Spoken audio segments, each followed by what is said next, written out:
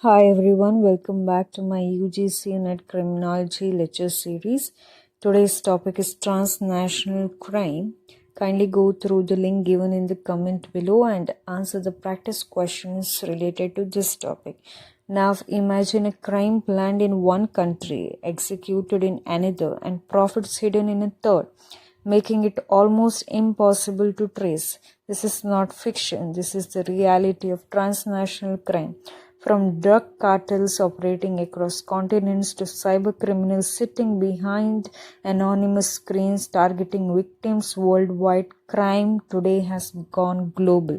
In this video, we will break down the concept of transnational crime, its types, causes, major examples, and how the world is trying to combat it, all in a simple yet engaging way for your UGC NET preparation.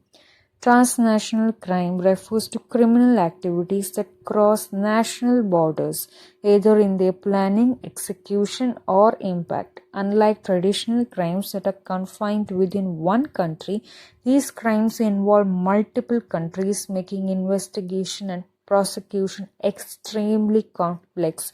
According to international frameworks, particularly the United Nations, transnational crime includes offenses that are committed in more than one state or in one state but have substantial effects in another. This global nature is what makes such crimes a serious threat not only to individual nations but to international security as a whole.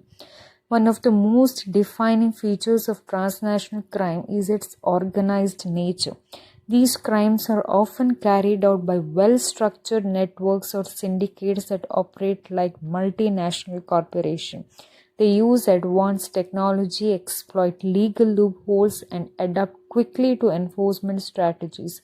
Another key characteristic is jurisdictional complexity. Since multiple countries are involved, it becomes difficult to decide which country has the authority to investigate or prosecute. Additionally, these crimes are highly profitable, making them attractive for criminal groups, and they often involve corruption, money laundering, and violence. Let's now explore the major forms of transnational crimes that are frequently asked in exams.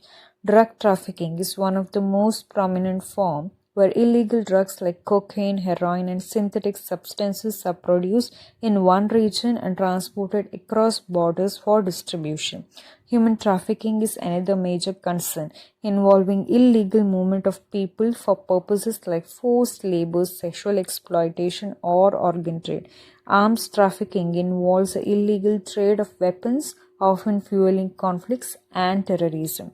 Cybercrime has emerged rapidly growing transnational crime where hackers target victims across countries through online fraud, identity theft, and ransomware attacks. Money laundering is closely linked to all these crimes as criminals attempt to disguise the illegal origin of their profits by routing money through multiple countries and financial systems.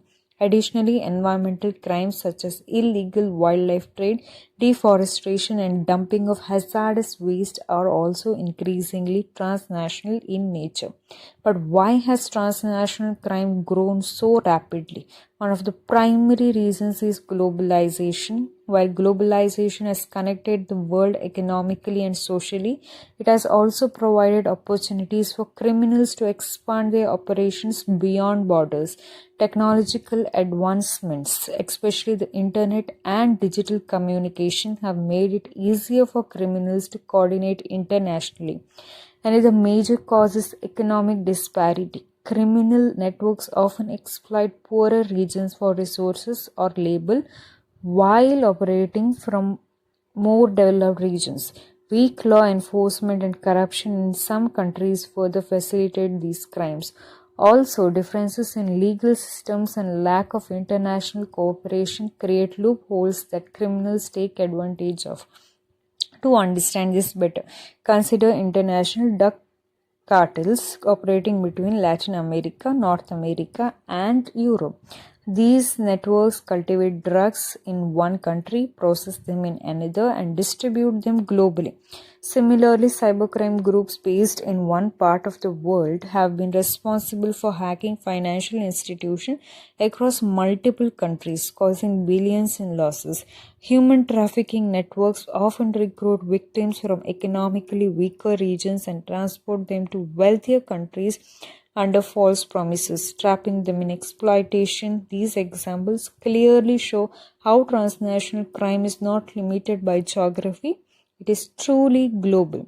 The impact of transnational crime is far reaching. Economically, it leads to massive financial losses and destabilizes market.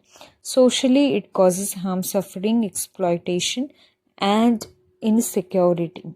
Politically, it weakens state institutions and promotes corruption. In extreme cases, it can even threaten national sovereignty and global peace, especially when linked with terrorism and organized crime networks.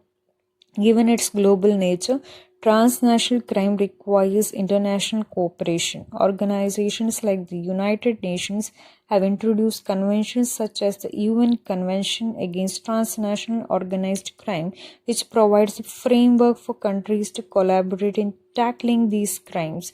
Agencies like Interpol facilitate information sharing and coordination between police forces worldwide.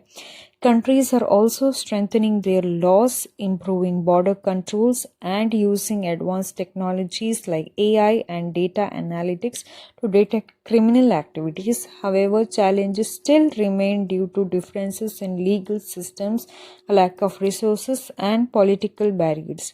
Despite these efforts, combating transnational crime is not easy. One major challenge is the lack of uniform laws across countries, which criminals exploit. Another issue is limited cooperation between nations due to political differences. Also, rapid technological advancements often outpace law enforcement capabilities, making it difficult to track and control cyber-based transnational crimes. To conclude, transnational crimes represent one of the biggest challenges in today's interconnected world. It blurs borders, challenges legal systems, and demands collective global action. For a UGC NET exam, remember that understanding its definition, characteristics, types, causes, and control measures is crucial, but beyond exams, recognizing its impact helps us understand the darker side of globalization.